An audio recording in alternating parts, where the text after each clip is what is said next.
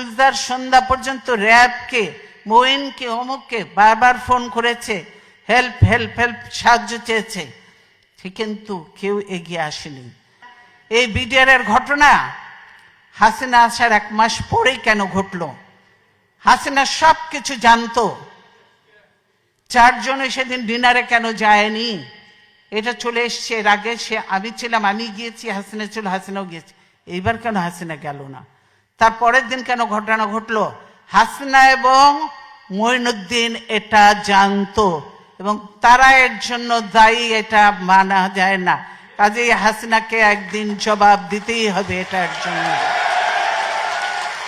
57 জন, হ্যাঁ আমি ক্ষতিগ্রস্ত হয়েছি, আমার ছেলেদের ইয়ে হয়েছে, তারপরেও আমি বলবো 57 জন ভালো ভালো অফিসার কিভাবে মারা হয়েছে তা চিন্তা করা যায় না। তাদের পরিবারদের সঙ্গে যে আচরণ করা হয়েছে সেটা চোখে দেখা যায় না। আমরা 57 জন অফিসারকে ই করে কাউকে পুড়িয়ে ফেলা হয়েছে, কাউকে গার্বেজের ভিতর দেওয়া হয়েছে, কাউকে আর এর সঙ্গে জড়িত ছিল আরো।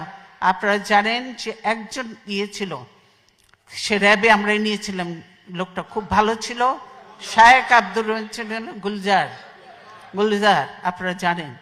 গুলজার ধরেছিল ওই শায়েক আব্দুর রহমানকে, তার জন্য রাগ ছিল ওই মির্জা আজমের, তার বোনের জামাই ছিল, তার জন্য গুলজার সন্ধ্যা পর্যন্ত র্যাবকে, মঈনকে, অমুককে বারবার ফোন করেছে, হেল্প হেল্প হেল্প, সাহায্য চেয়েছে, কিন্তু কেউ এগিয়ে আসেনি। কি বলে, র্যাব আর্মি যে বসে আছে কিন্তু পারমিশন পাচ্ছে না, র্যাব ঢোকার পারমিশন পাচ্ছে না।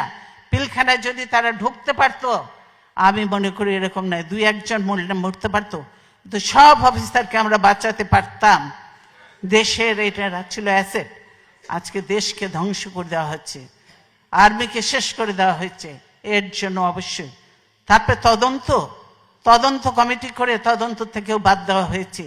এমন সব লোকজন দিয়ে তদন্ত করতে যাকে দেয়া হয়েছিল সেটা তাকে করতে দেয়া হয়নি। তারপর সে তাকে বাদ দিয়ে আরেকজনকে দিয়েছে, দলীয় লোককে দিয়ে ইয়ে করে কোন রকম নাম কাস্তে লোক দেখাতে হবে, সেটা করেছে। কে করেছে? তাদের লোক।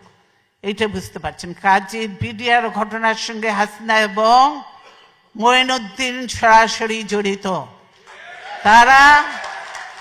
তারা এদেরকে নিয়ে একসঙ্গে শেরাটন হোটেল থেকে খাওয়া এনে খেয়েছে। তাদের যে তখন একজন ছিল, কি দিদি ছিল না কি ছিল, কি না, তৌহিদ তখন কোথায় ছিল? হাসিনার ওখানে ছিল না? নিজের পরিচয় দিয়ে গেছে, একসঙ্গে খাওয়া দাওয়া করেছে, সবকিছু করেছে, ভালো কাজ করেছে, বাবা দিয়ে পাঠিয়ে দিয়েছে।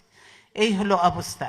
কাজে শুধু এই ঘটনা নয়, হাসিনা অনেক কিছুর সঙ্গে জড়িত এবং বর্তমানে যে জঙ্গি তোলা হচ্ছে বিদেশিদেরকে ভয় দেখানোর জন্য, যে এই দেখো আমি ক্ষমতা থেকে গেলে এই দেশে জঙ্গিদের উত্থান হবে, এই দেশে এইভাবে মানুষ হত্যা হবে, হবে। সেই জন্য তারেক বলেছে, আমি আর বলবো না।